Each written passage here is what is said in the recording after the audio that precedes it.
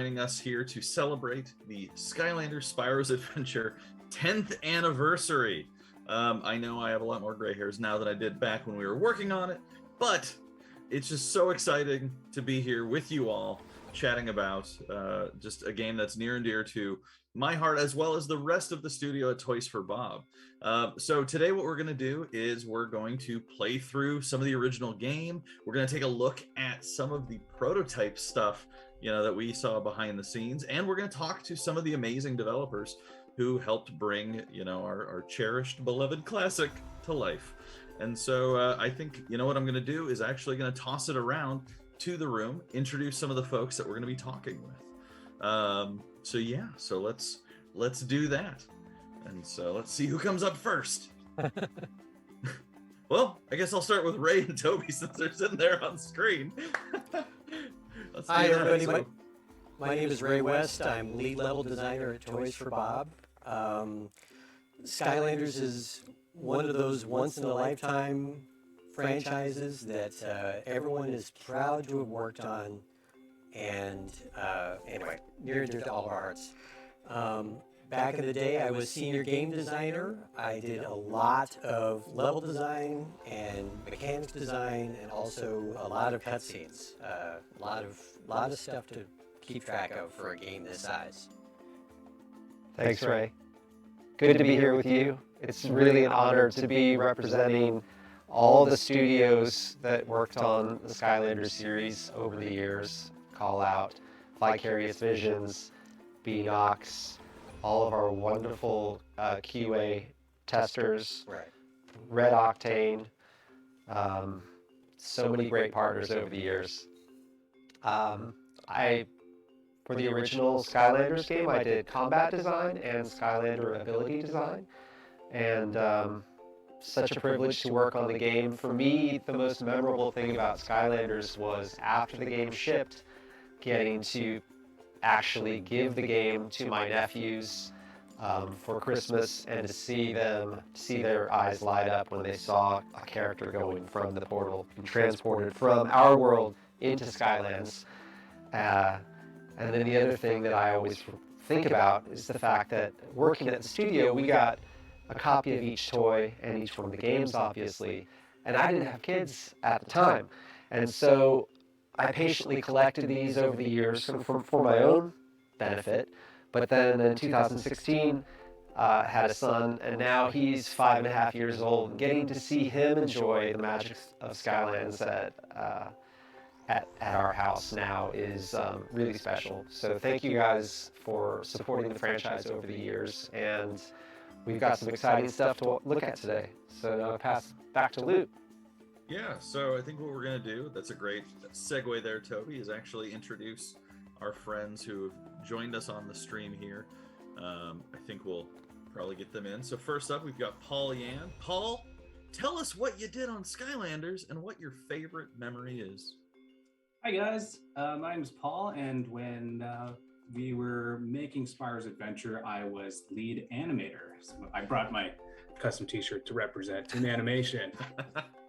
And I just got to say, I think one of my favorite memories about developing the game was just that as an animator, this whole project was such a dream, because to breathe life and invent personalities into such a wide cast of characters, we're coming up with new worlds and new stories, new characters, new technology, new genre of gaming. Like this, there was just so much trailblazing that was going on, and creatively, it was very inspiring to take on that challenge. Very cool. All right, and who do we have next? It is Daniel Akeda. Same question to you, Daniel. What did you do? What's your favorite? My name's Daniel Akeda. I'm a senior artist, and at the time I did level art, and I also worked on optimization and working on the ports of Skylanders. And yeah, I just hope people appreciate all the love and craftsmanship that everyone involved in the Skylanders franchise put into it. Cool. All right, let's see who's next. Mike Stout! Hello. Tell us, what did you do? What were your favorite memories? So for Skylanders, I was working on the Activision publishing side in central design, and I came up and was at Toys for Bob a lot, pretty much every week, 2 or 3 days, just helping out with lots of different things, and hopefully I'll get to talk about some of that later on. I think my favorite thing with the first game was when the game came out, and we thought it was going to be huge, but nobody knew, right? It was still a little like, okay, let's see what everybody thinks. But it came out the same week as Battlefield 3, so the reviews were all delayed a little bit. But that meant we got to see a lot of people in the community putting things up on YouTube before any of the actual reviews came out. Like Teal Game Master, he did a whole playthrough series that we were all watching. And there were a bunch of other people, you know, making up songs, just that, like, it was really cool to see people engaging with it. And then all the reviews came in a week later. So that was just one of my favorite things. Yeah, awesome. All right. Who do we got next? Chris Nelson. Introduce yourself. Tell us what you did. Hello, everyone. My name is Chris Nelson, and I was an engineer on Skylanders doing tool programming, but then I switched over to making boss battles in the middle of the game. And it is really cool to be able to talk to everyone who played our game. It's so cool you're all here. And one of my favorite memories, I suppose, I have too many, but I think just like seeing everyone being excited about the game, enjoying the game. Like, we got so many nice fan letters and fan art, and just the joy, seeing your joy at what we created was just magical for us. So thank you so much for all of that. Very nice. And last, but certainly not least, Andy Salvo. Introduce yourself, sir. What did you do? What was your favorite memory? My name's Andy Salvo. I am currently the lead animator at Toys for Bob. When I got started on Skylanders, I was a gameplay animator, and primarily I animated a ton of Skylanders. I've never worked on a game where there have been this many playable characters up until that point, or since. None of us have. Yeah, and it was really amazing because generally, you know, you spend, when you have a playable character, that's primarily what you do over the course of the game, and you focus down on that one single person or that one single character to make sure they're perfect. With Skylanders, it was like, okay, you've got another one in 2 weeks, so let's get going. So you'd just be burning through characters and coming up with ideas, and I think that kind of dovetails into my favorite memory of working on the original Skylanders. It was really that there were so many things happening, so many characters, and so many even enemies and things to get done that we generally get to a point where the animators and the designers and everybody were so swamped that every idea would get considered. So an animator could come up with an idea for a Skylanders motion or move set or attack, and the designer would be like, sure, let's try it. And we ended up in this place where it felt like such a wonderful collaboration between the different teams and creating each one of those characters.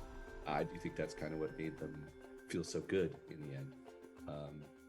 And then, yeah, I forgot to tell you, after the original Skylanders, I became the cinematic lead, and I focused more on story and taking some of those wonderful cutscenes off Ray's plate. So he didn't have to script everything along the way. But yeah, it was an amazing experience, and I've never worked on a game quite like it. Well, thank you everyone for joining us, and thank you to our fellow developers. As mentioned, my name is Lou Studdert, and 10 years ago, I had made my way out of QA and became production coordinator at Activision to work on Skylanders, and along that way kind of figured out what I wanted to do and where I wanted to be in game development, and also got to learn how to be, you know, a demoer and presenter of Skylanders. And so one of my favorite memories was just kind of making my way into this wonderful weird streaming space and YouTube space and demo space to help represent the amazing work the team did. And I still remember with the first game, you know, we didn't want to talk about really the technology that went into it, and just, you know, wanted to present the magic. And I still remember people getting really upset going, yeah, well, how's it work? I'm like, oh, it's magic. Clearly, it's you put it on there and they come to life. No. Like, what's in it? Like, how do you do what's going on? You know, and having almost getting into fights because it was magic so magical. in every Skylander. that they wanted to know how it really worked. So that's who's going to be on the stream today. And so, as mentioned, what we're going to do is we're going to play the game. We're going to take a look at some prototype footage. We're going to answer some questions that you all out there have asked on Twitter. And yeah, hopefully we'll have a good time doing it. So I figure I'll toss it back to Ray and Toby, and we can kind of hop right in. All right, we're. There it is. Our little streaming thing. We wanted to start off at the Wii menu because we know we wanted to have Andy talk a little bit about our logo screen, which was one of our fun stories. I think Andy and Paul have something to say about this. Paul should Not this definitely screen. join me for Not this. that screen. Not this one. We made this one.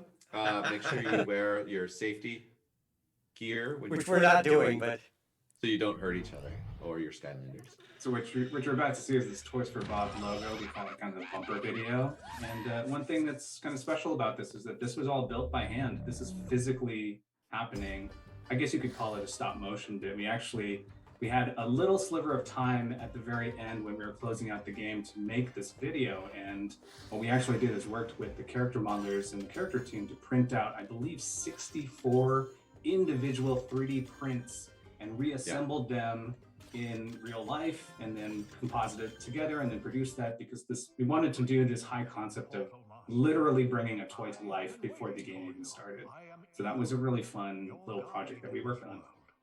Yeah, we co-opted one of the meeting rooms for, I don't remember, it was about a week, and built a very strangely set up little light rig and studio to kind of piece all the little bits together and take our first passes at prototypes. And it was actually interesting how close the final was to what we were planning going in. With the 3D printer technology at the time, we were using sandstone prints, and they were very fragile, but they did allow for colored prints. So it was really just as simple as using the same process we were using to print prototype toys and use those as the frames of animation. And it actually became this is actually using sandstone technique. Oh, there's a sandstone. Yeah. And so the sandstone, I think there was some, if you're interested, there's information about it on Twitter, but it does result in a colored toy in the end, fragile though they may be. And yes, forgot where I was going with that. But it was very interesting. And I've seen since that some stop motion movies actually use similar 3D sandstone prints for face poses, just like we did way back when. Thank you, guys. Here we go. First level of the game. Flynn's already made his appearance. Actually leads to a great question we got from I'm So Cool and Cool on Twitter, which is, why is Flynn so cool? Right, and my answer to that is Patrick Warburton and our entire team of voice actors were brilliant, and the game wouldn't have been the same without them. Yeah, I mean, to continue off of that, I mean, we had so many characters with so many voices and so many personalities, and Patrick Warburton as Flynn, Sumali Montano as Callie. We had the amazing Richard Horvitz as Chaos, and honestly, just about every voice actor that you can imagine covering all of these characters. And honestly, I think the personality just was amplified by these wonderful voice actors. I love how eventually the plot of the Skylanders games became like Flynn was the main character in the story, and the Skylanders were like, let's do it, you know. Always kind of thought it was a cool evolution of his character. It's kind of by necessity too, because I remember, you know, in terms of the cinematics, we really tried to get Skylanders be an active player in those, but we don't know who you're playing as, and we didn't have to create like hundreds of different variants of these cinematics just so that we could accommodate. Right. So, you know, these NPC, these non-playable characters are really the storytellers of this game. Yeah, as a matter of fact, this is the only level that actually had something built into it that changed out which dialogue line was getting played. The first Skylander you put down was one of the three that came in the pack, it would actually, Hugo would actually say the name. All of the other ones had to have some generic, hey, it's a Skylander. One of the that was a things. consistent thing throughout all the games. Is it was just very difficult to access and account for which Skylander you were using as they became different sizes and different shapes. It became harder and harder to even have them moving around the frame because they all have different move rates and things like that. I mean, another thing that we do storytelling-wise is that it's really fun to have the Skylanders be already known by this universe. I mean, like, these are already the heroes of who you are, and the Portal Master is a character as well. And just everyone's really excited to see you, and it's this great sense of, I'm a powerful thing that is able to run around. It's a lot of fun. Right. In most games, you have to build yourself up from nothing into a hero. In Skylanders, you start playing, and all the NPCs are worshiping the ground you walk on. It was one of the... it felt good. In the first level, you feel like a hero. We all joined here. So I saw a Wii remote symbol there on the screen. So it is obvious we're playing this on the Wii. One of the questions that we got from Winner Nombre on Twitter was, why does Skylanders Spyro's Adventure use a different engine on the Xbox 360, PS3, PC, Mac compared to the Wii version of the game? It's a great question. So Toys for Bob we thought we were making a Wii exclusive. And so we were well down the road, we had a schedule, and we were already having a hard time keeping up with the pace of that schedule. And then Activision decided, hey, we want this to be big, we want it to be on all consoles.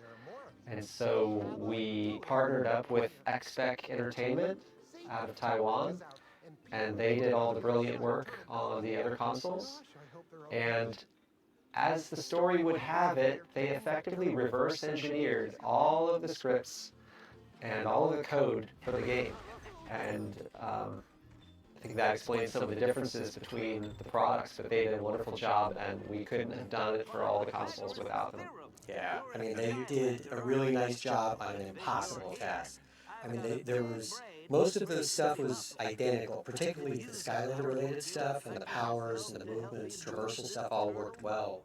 But, some of the one-off stuff that we did, like the ship sequence in Pirate Seas and the robot sequence, which I happen to be responsible for both of those. Not that I noticed these things, but they were just a little off, just because they ran out of time, understandably.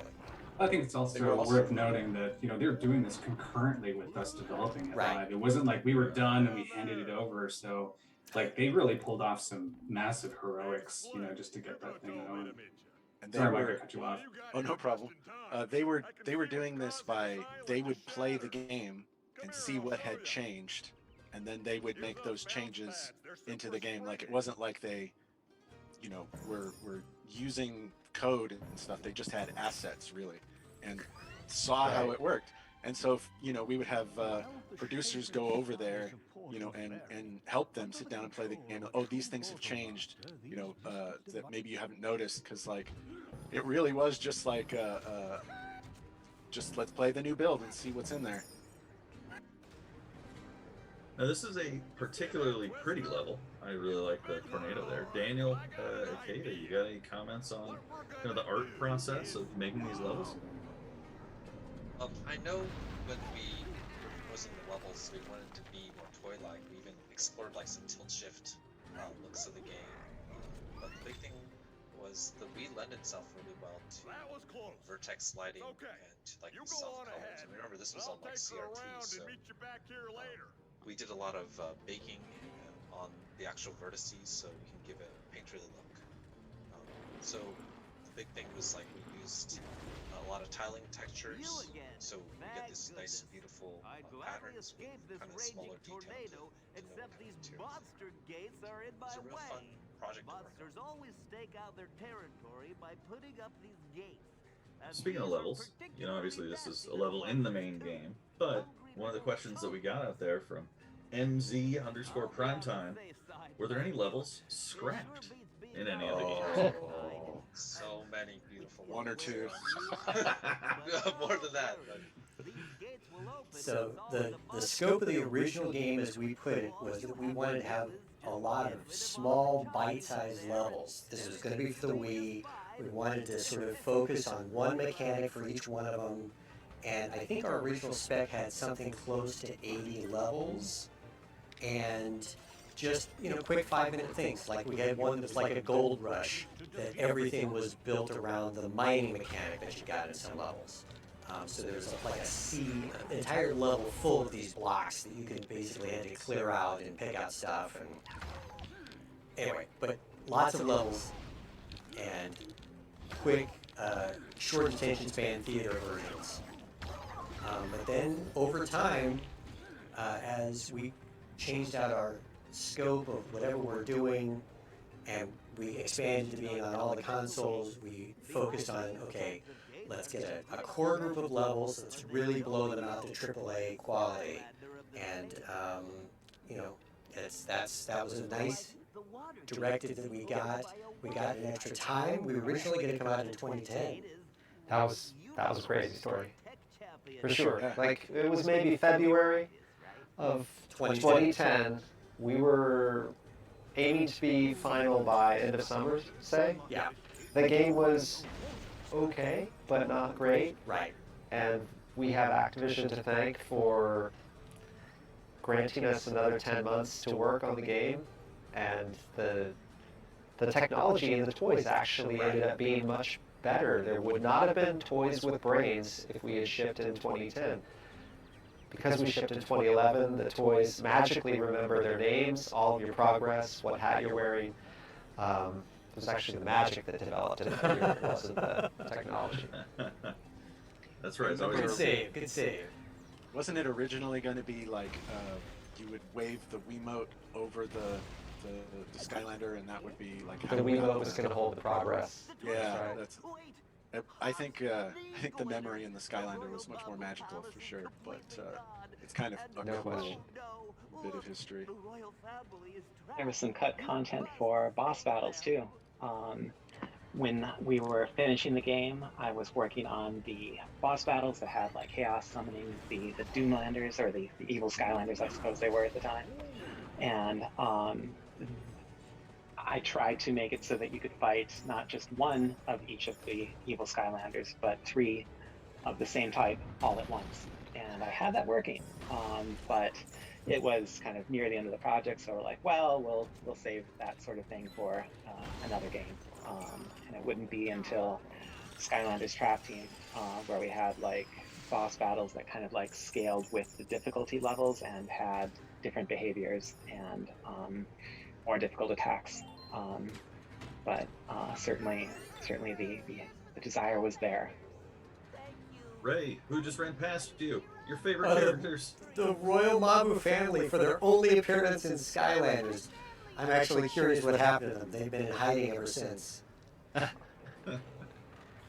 You mentioned like originally there were going to be a lot of really small levels, and for the ones that were made, I think we ended up using a lot of them as challenge levels, right? Oh, that's what happened, right? Yeah. I think so. I mean, there were probably still a lot that we had prototyped and not used, but I think we used most of it. Right. That's an excellent point. I forgot about that. Thank you, Mike. We also just recently met a Chompy for the first time on the playthrough. That is one of my favorite enemies. I believe Yours and everyone, right? I suppose so. Yeah. Was that an Errol Otis creation? Am I remembering this correctly? It seems like something he would make. And yeah, those guys are near and dear to my heart, as you can tell from my background with Chompy Mage. Yeah, for those of you who haven't developed a video game, and by the end of it, you feel like it feels like a family. Your development team, you go through so many tough times and challenges together that you feel like a family. And so even the people that aren't at Toys for Bob anymore, we keep in touch with them. and they are close to our hearts, and they always will be. It was a special time. Toys for Bob. Yeah, it's nostalgic for us, like thinking back about this, because like there's just so many old friends who, we don't see as much, but just as like, you as players can remember playing this with like your family. We remember developing this with each other, and it was a really magical time for us. Like I would so just enjoy, you hear about crunch in the video game industry. That's not how I felt that at all. It was just like joyful to be able to work on this. For the boss battles, I would be working like, midnight and beyond just because it was so much fun. We had like this wonderful scripting language made by Fred Ford and Paul Ritchie, where you could just like, you're playing a boss battle and you want to change something. So then you just like type something on the computer, you click it with the mouse, and then it immediately updates in the game. And it was just such a good loop for developing. It was like as fun as playing games, I think. Yeah, and that's a good way to think about that too. I mean, Fred Ford used to say that his favorite thing about on Alpha Day, he had nothing to do because the tool set was sort of self-contained, gave the designers the sort of freedom to do whatever they want, which has a lot of responsibility, by the way, because then the designers, if they've scripted themselves into a corner, that's their fault to figure it out. But He still had to bail us out sometimes. I was going to say the tool set gave you enough rope, was I think the term. Correct. Our lead scripter, Dan Gerstein, was so good at helping everyone like out of the trouble that we created for ourselves. Indeed. And we did. We created trouble. I'm switching save game here so that we can have some of our levels unlocked. Sure. And we were going to jump in. Oh, well, we were going to head over to Stormy Stronghold. That's got a storied history in Toys for Bob history. This was the level that we started as our vertical slice. For those who have been paying attention to video game stuff, a vertical slice is sort of a representation of what our finished product is going to look like. And we do it at a point where it's even pre-alpha. We're just getting every component of it working and smooth and so forth. And this was the level we decided to do it on. Of course, when we start actually selecting said level, It's hard to talk and play at the same time. Yeah, you guys get the level going. To come off of what Ray was saying, vertical slice. Think of slicing a piece of cake, right? It's got all the elements there. It's got the cake. It's got the layers of frosting if you're doing it right. And so, for a game development studio, what that means is taking a small subsection of a game with a whole bunch of the elements that you want to present in the game, as part of the larger experience, to something representing a finished state. So when you hear alpha is usually the whole game. A vertical slice is just like a level.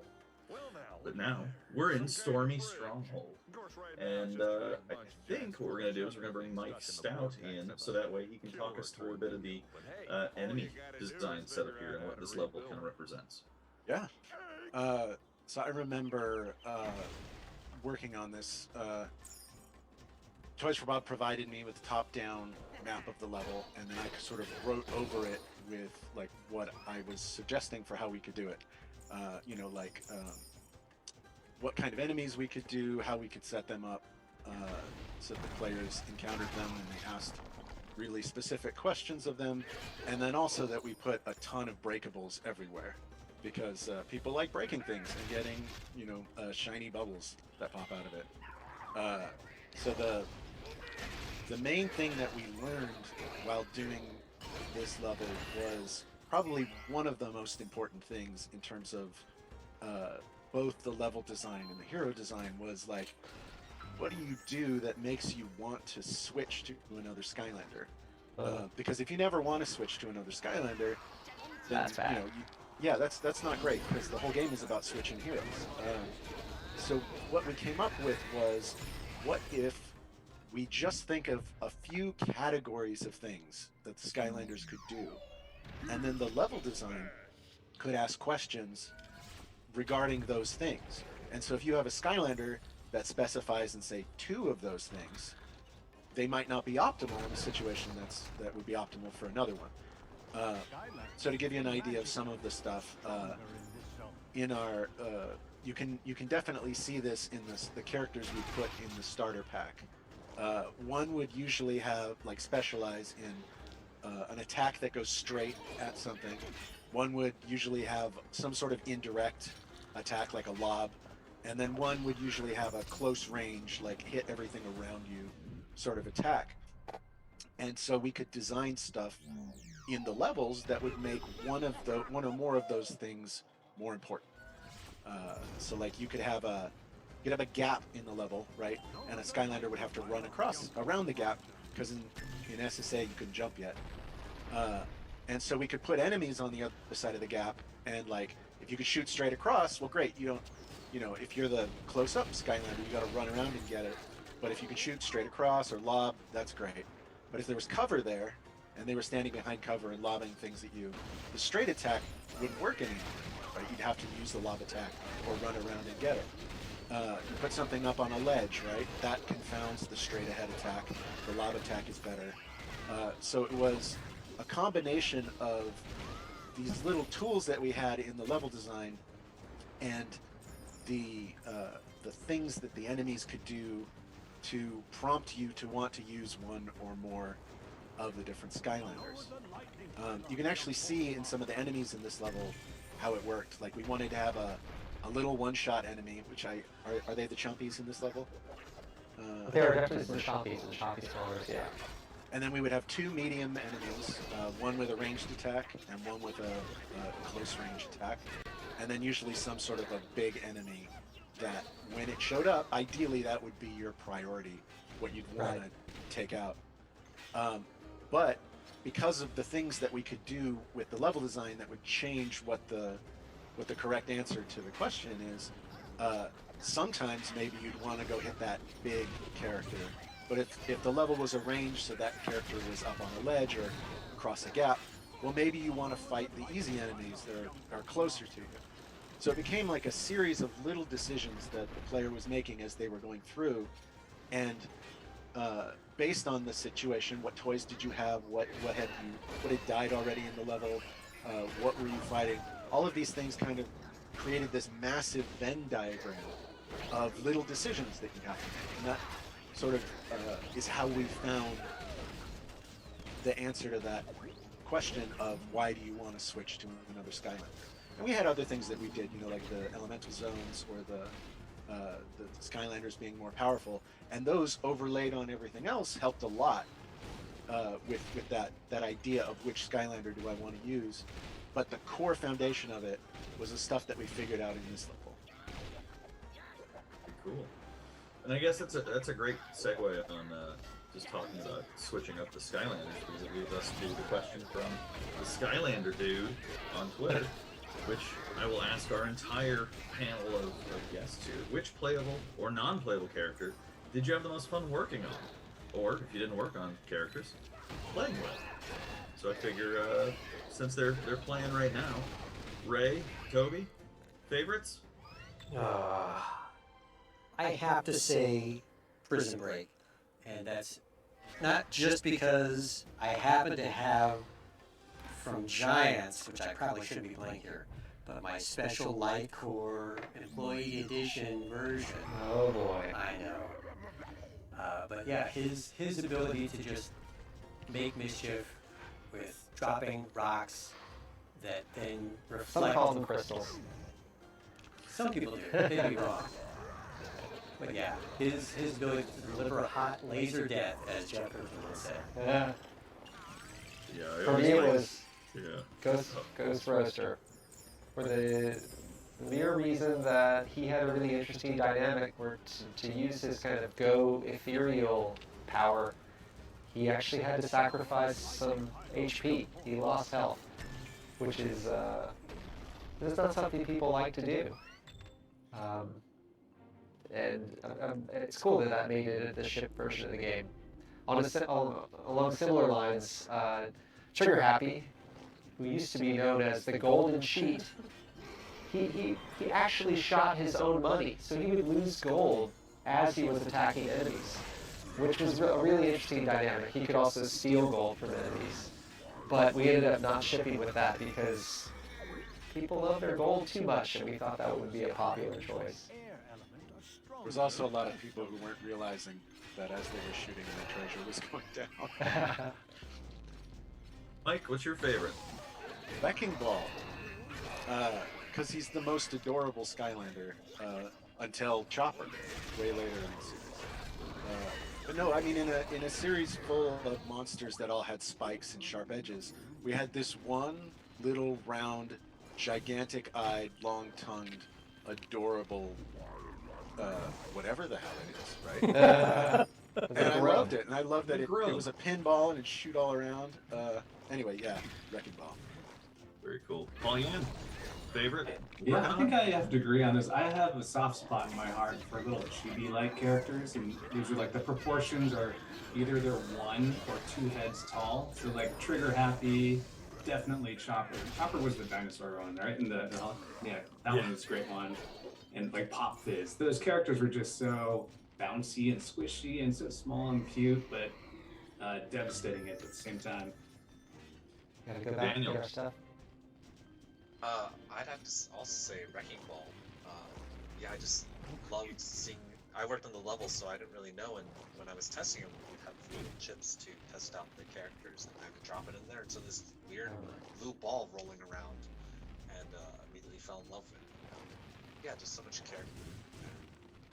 If I had to get past the level, though, I would have to use Drobot just because he shot out lasers, and he was for work. But if I could just enjoy a level, I would use Wrecking Ball. Chris Nelson? Well, I was going to say Drobot too. The reason for that, though, is because that was the one of the characters I designed an ability for. It was the hover strafe, where you could just strafe side by side and move slowly and aim accurately. But in terms of the entire cast, I was really happy when this guy, the Chompy Mage, became playable. I worked on the Chompy Mage boss battle, and there was a lot of Bullet Hell inspiration for that, obviously, and Drobot as well. So you'll see that in a lot of my work. I think Skylanders is such a fun thing for us to work on because we can put our passions into it. There's like so many ways each of us can bring what we like from video games and put it into the Skylanders. Very true. Andy? It's tough because I animated quite a few of them. It's like choosing between your kids. But if I had to pick, I mean, Trigger Happy is really high on the list because working on him was a blast. And he did come a long way during development. And I remember when I first started animating him, you get this character that's basically a raindrop with arms and legs sticking out of his head. And it's like, how are you supposed to do anything without, a spine or a waist or knees? I mean, he's just a little guy. But it actually just was very freeing. So you were able to just animate basic shape movement around the screen and have as much fun with it as you wanted. And I just thought that was really a blast to animate. And then Chop Chop would be the other one that I had a soft spot for, because working with the designer on that, we had a really good, it was Nat Lowe, I think, was the designer on that one. And we had a really good back and forth on Chop Chop, and we had a lot of ideas for what he was supposed to be.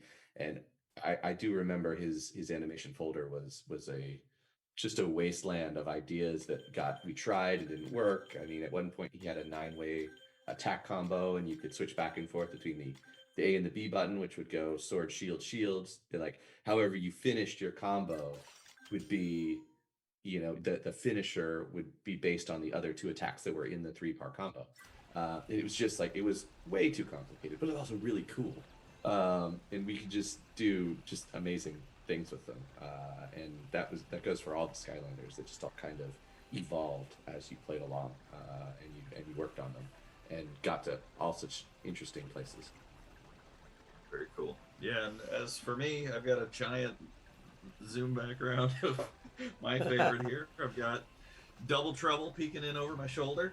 I love the character, how he plays. I loved the personality. It always felt really great to feel smart, kind of kiting the enemies and leaving little Double Troubles behind you that would take them out for you. But also, I just also loved the tiki kind of style of the character, especially when I'd always come and visit the Toys for Bob studio because all of our cubicle areas and everything have kind of thatched bamboo appearances. You can kind of see it behind Toby and Ray, and so it always just felt like a perfect fit for the game in the studio. A Double Trouble didn't always look like that. That is true. Who wants to tell the story of what Double Trouble used to look like? I don't know if there's a story, but I remember his name. We used to call him Mesmorph Wizard. All these characters, we would have like 50 different names. It would be super confusing because in the tool we would save it as one thing, and then later on it functionally changes to something else, and we would call it something else. Somebody would spell it wrong. For the longest time, he was like more of a conventional, traditional wizard, and he had like the big, long beard. There were certain personalities at Activision that was not really a big fan of the things that came out of the nerd dungeon, I guess, quote unquote.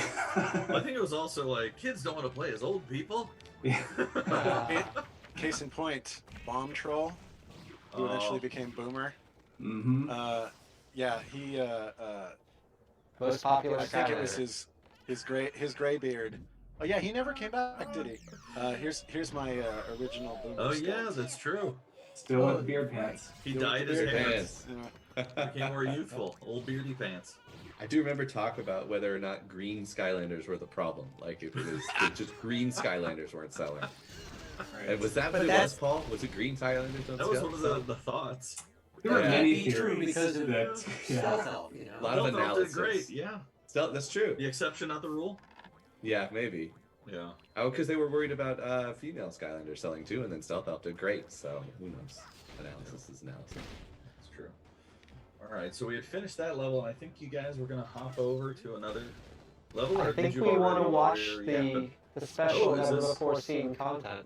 Oh, that's right. The world So- premiere of the prototype of Spyro's Kingdom. That's right. That is a good next beat. So, does anyone want to explain what we're going to look at? Sure. So when you make a video game, you have to prove to your publisher that it's a good idea and that it's going to work and that you're technically able to create it.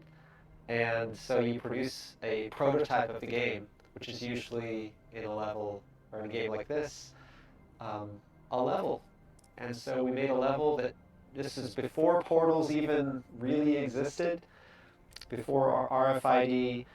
Our character cast was very small, and we wanted to get some ideas on screen to prove both to Activision and to ourselves that it was a good idea.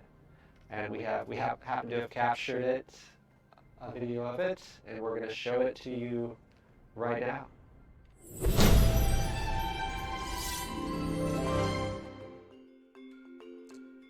How about that logo? 1.0. Oops.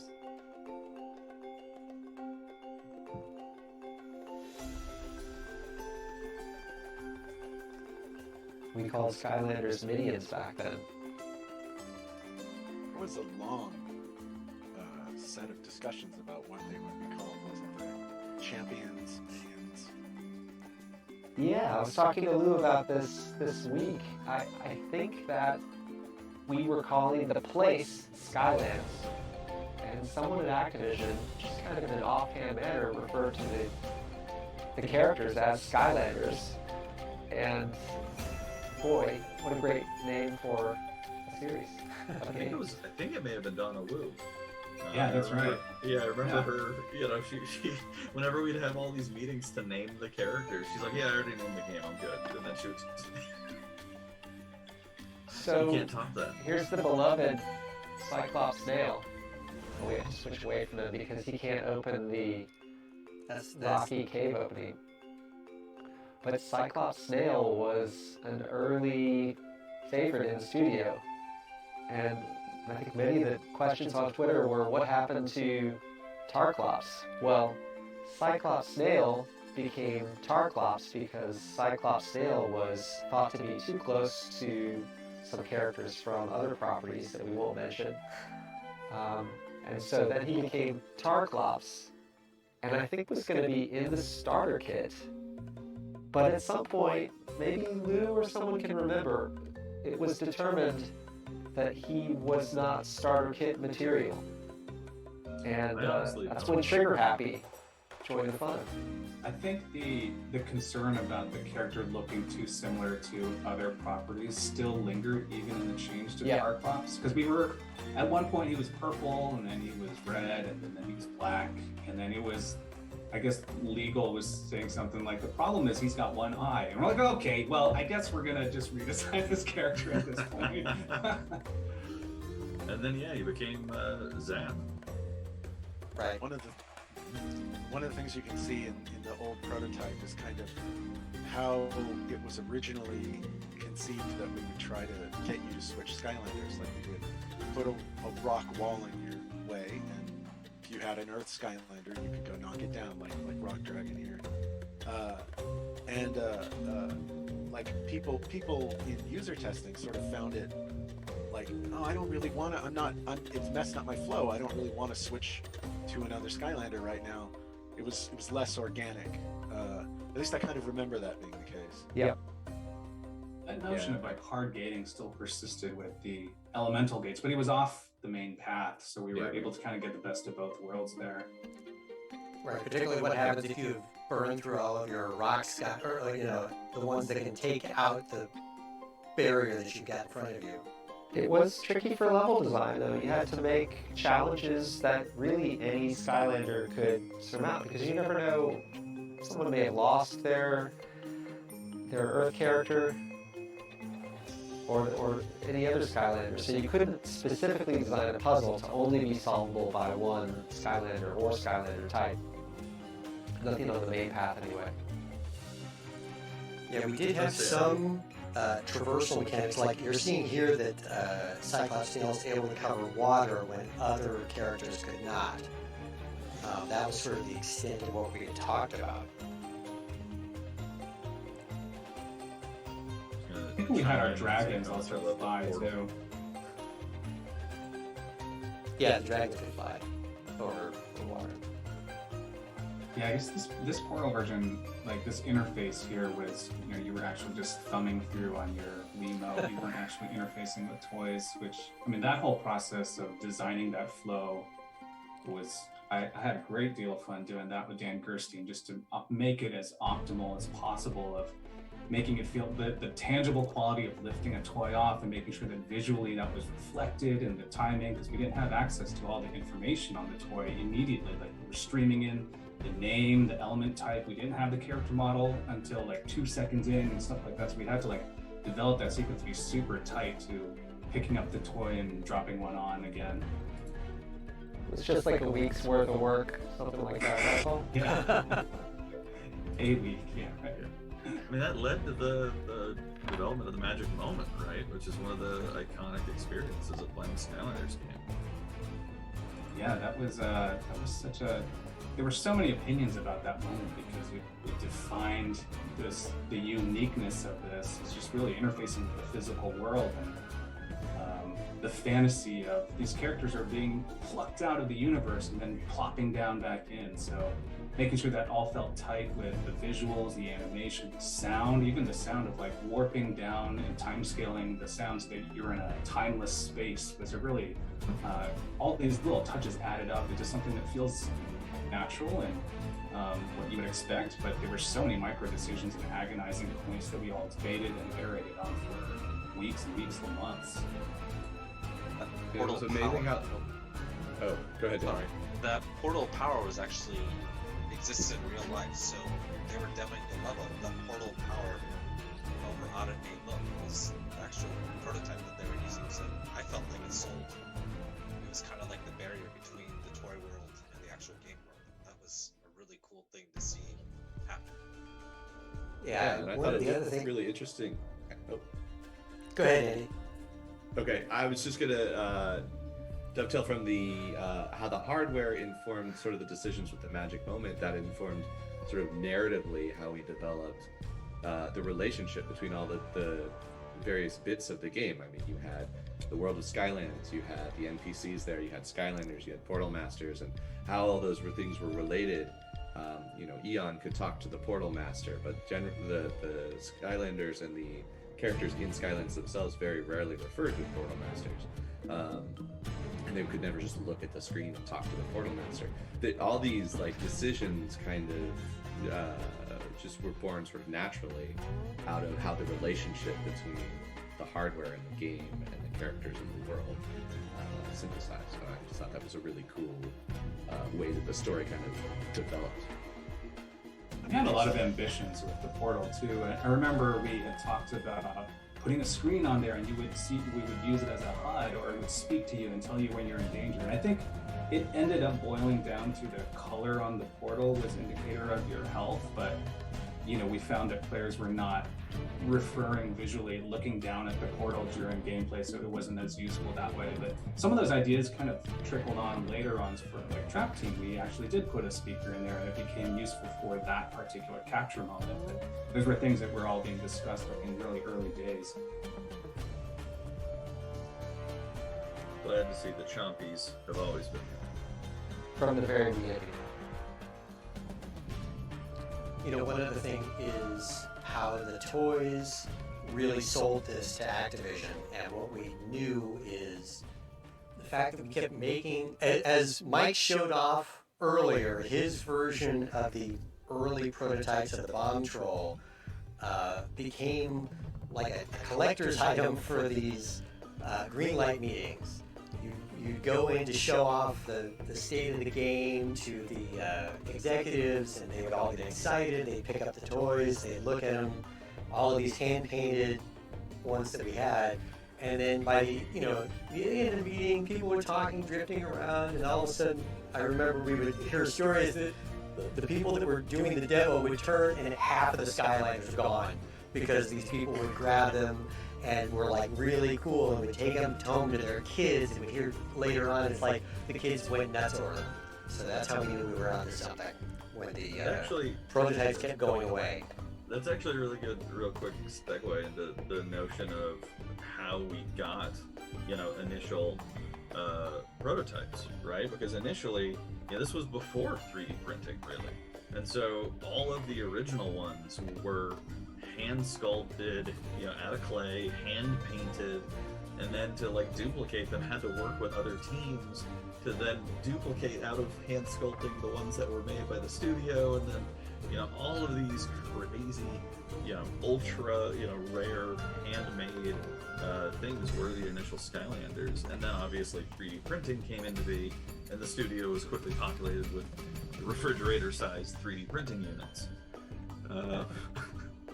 Gonna stop talking about it. This is too good. Yeah, so by the way, what you're seeing right now is something that we threw in Late at night.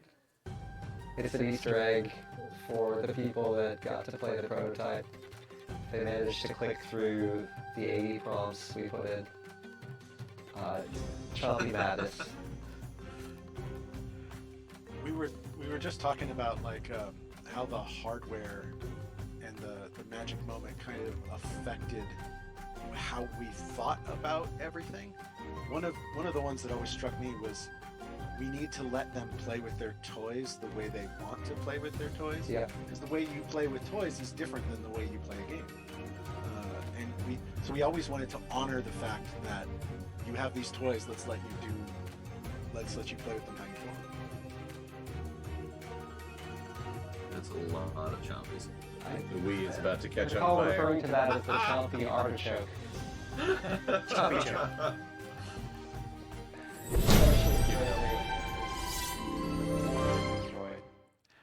So we actually have some of the initial. Let me see if I can get it on the camera here.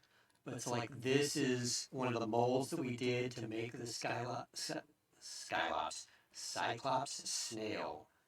That just standard resin built out of a mold, and off out he Rick is comes. one of a kind. And then that's the hand painted version.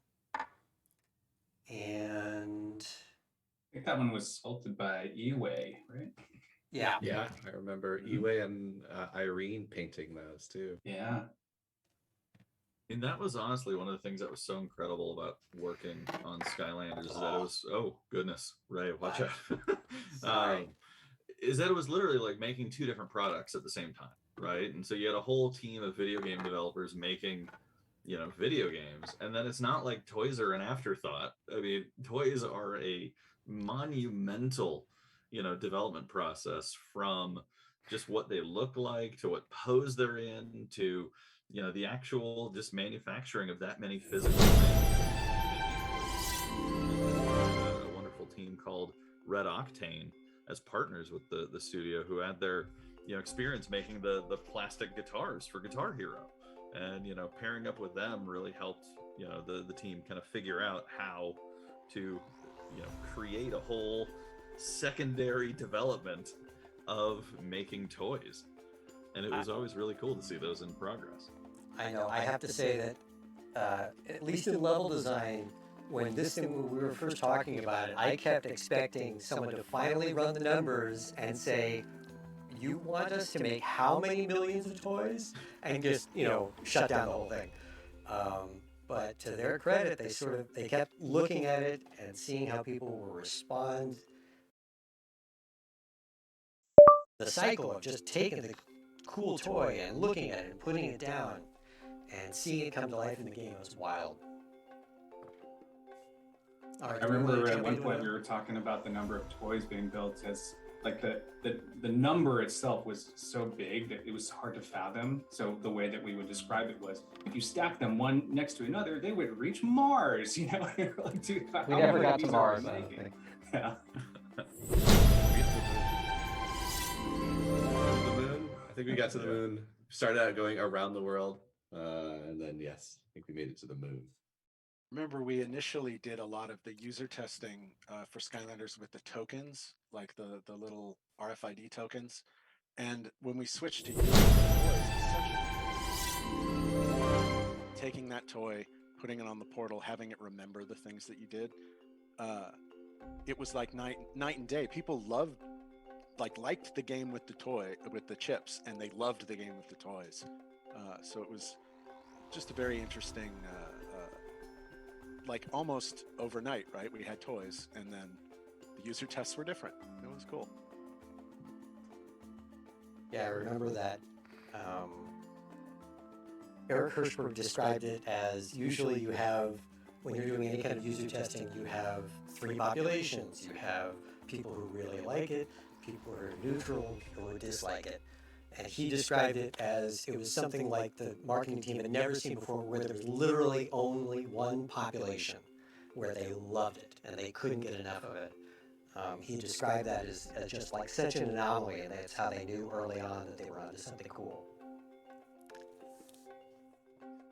Are we hopping into another level, gentlemen? We're having a bit of trouble on this end right now. I think it may take us a few minutes. So any other questions that you've got, Lou, in your giant hopper? I've got a big old thing of questions. I guess we can go around the room. What was your favorite experience from the entirety of the Skylanders journey? Character creation, toy designing, world building, anything across all of the games.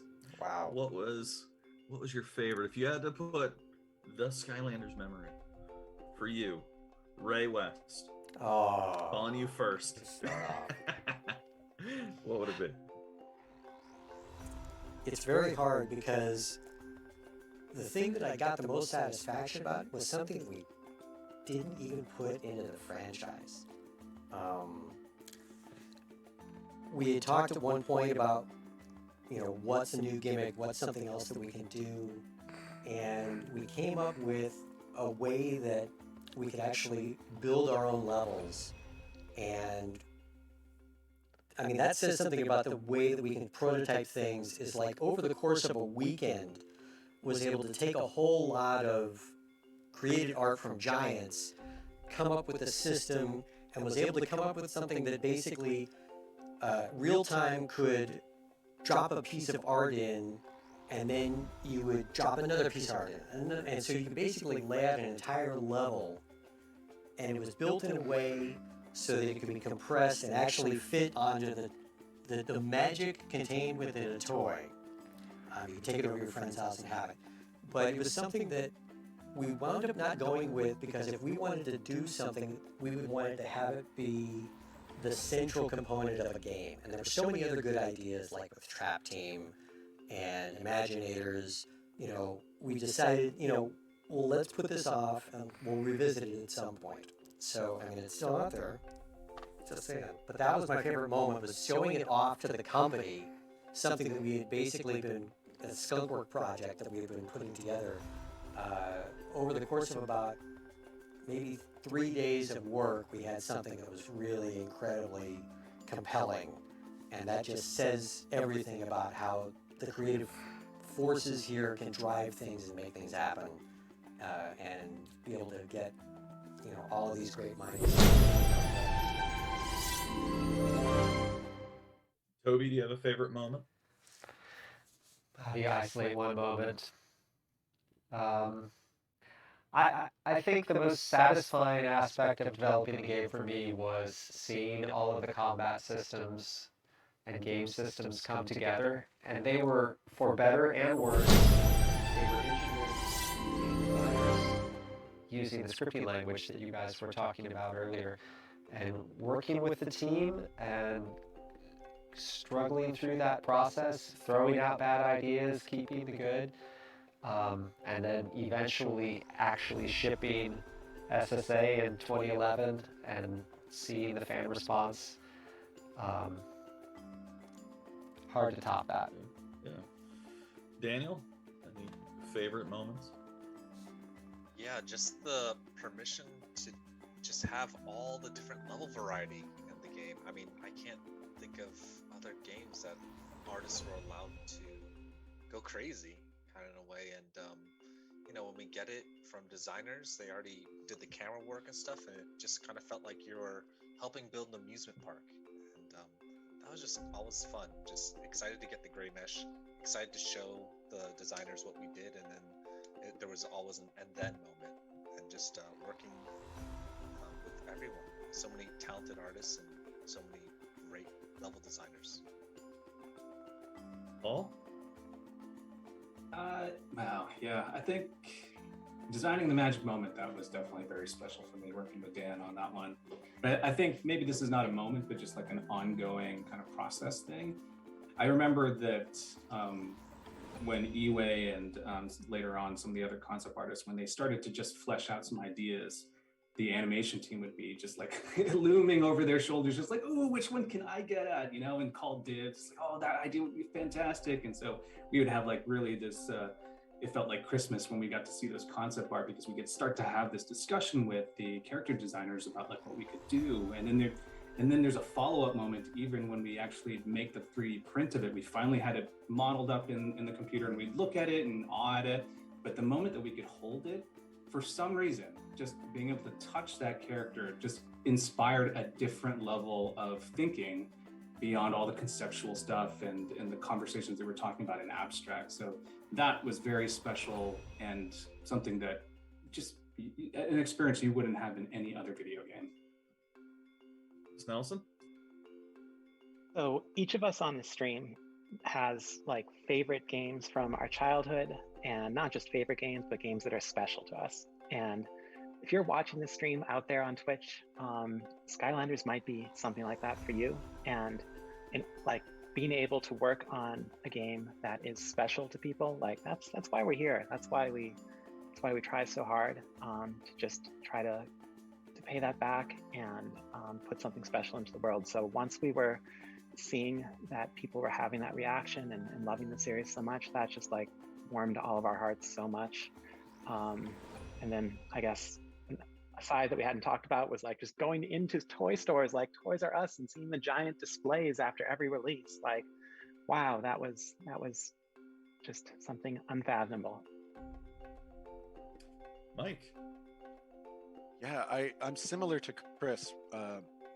For me, Skylanders was the first game I worked on where like YouTube was a thing. Like YouTube had been around for a while, but it isn't what it is. It wasn't what it is now. It wasn't TV, right? It was a place where people put videos, you know, and it was just starting to get to the point where it's going to be what it is like now.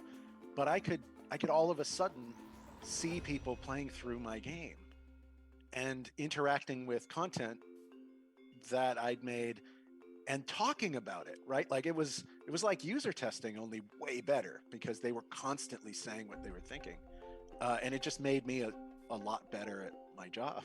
But also was just, you know, so rewarding to see how much it meant to people. You're going to toy stores, like Chris said, and seeing the Skylanders section and overhearing, you know, people talking about like what they wanted to get, and you know, seeing kids excited about it. Like it was just so. Or I could talk to people who had kids and they knew about what I'd worked on. You know, I had never worked on anything like. If you talk to people in the industry, they all know who Ratchet and Clank is, but like, you know, the person who cuts my hair didn't, but that person had kids, so they knew about Skylanders. So yeah, it was just a very, very interesting experience. Cool. Yeah, I know for me, you know, I think Chris said it really well, and you know, I got to do a lot of really cool tours and show off the game to so many people, and I got to figure out how to combat stage fright and do presentations for the thing, you know, and I got to figure out what I kind of wanted to do with my whole kind of career, as I mentioned. But none of that compares to getting to harness dad joke energy and figure out what to name and, you know, help with the taglines on characters. And as you know, all my friends of this stream know, the dad joke energy thrives in my core of being. And so getting my first, you know, like tagline or my first, you know, character name, I still remember, you know, because what we would do for the characters is just come up with just lists of names, just these massive, like every character probably has, you know, 50 to 100 alternate names, 50 to 100, you know, alternate taglines. And if your name got, you know, like picked through the mass selection process and all the executives, it was just the highlight. And I still remember my first two. So my first tagline was for Shroom Boom of "He shoots, he spores," and my first Skylander was on Giants was Thumpback. And so, you know, I nothing, you know, validating my love of dad jokes and bad punnery into career progression. Yeah, you can, you know, you can't make a better experience than working on Skylanders. All right, I think we've got to start wrapping it up. We wanted to get into one more level, having a few technical difficulties sharing the screen for it, so we're going to have to close it down for the day. See you guys in a year for Skylanders Giants tenure. Yeah, Skylanders Giants. Just in case you guys were wondering. Yeah. I do, you know, real quick, I just want to say, you know, thanks to everyone who's tuned in, you know, and really huge, immense shout out to Vern and Sydney on, you know, IT and op side of things for getting us all together for this. This has been a great experience, I know, for us. Hopefully it has been for you. Thank you so much for sticking around, warts and all. We'll get better at this. Hopefully we can do it again. Maybe in a year, maybe sooner. We'll see. Any parting words, everybody? Oh boy. Also, shout out to Mandy for the beautiful overlays. Oh, yeah. There's a lot of behind the scenes work here. We're probably not going to be able to list all of them, but also special part over to Ray. This was his idea, and so him pushing it all the way through. You know, this was really fun, and I hope people enjoy this. Maybe we'll do more of them. Sounds great. We love making Skylanders games for you, and we miss doing that. So thank you for being on the journey with us. Thank you, Portal Masters. Such a joy. Yes. So yeah, so I'll go around real quick. Any famous last words? Mike Stout. Chaos still owes me $5. Daniel Akeda. Thanks for loving the game as much as we love making the game. Paul. Boom. Couldn't have said it any better. Andy. I just want to say thanks. We couldn't have done it without all the fans and all the love you guys have for the game. We love it just as much as you guys do. Toby, any last parting thoughts? Sure. I've been thinking about the game a lot over the last couple weeks, and in playing one of the levels, I just recovered the eternal life source. And it joined back into the core of light, and Hugo turns to Arbo, son of Barbo, child of Larbo, and says, "What a remarkable creation." And Arbo looks at the screen and says, "We are all remarkable creations." That's very nice. Couldn't have said it any better than that. So I think we'll wrap it up. But again, shout out to everyone at Toys for Bob, all of our development partners and friends, folks who made the 3DS games, the other games, Vicarious Visions, Beanox, friends at Red Octane, friends at Activision. You couldn't have done it without the production crew that I initially started with, the marketing, the toy team, everybody. There's so many people to thank. But again, thank you all, Portal Masters, for coming, and hope to see you soon. Bye, everybody. Hi, everyone. Thank you. Everyone. Bye. We love you. Bye, y'all. Later.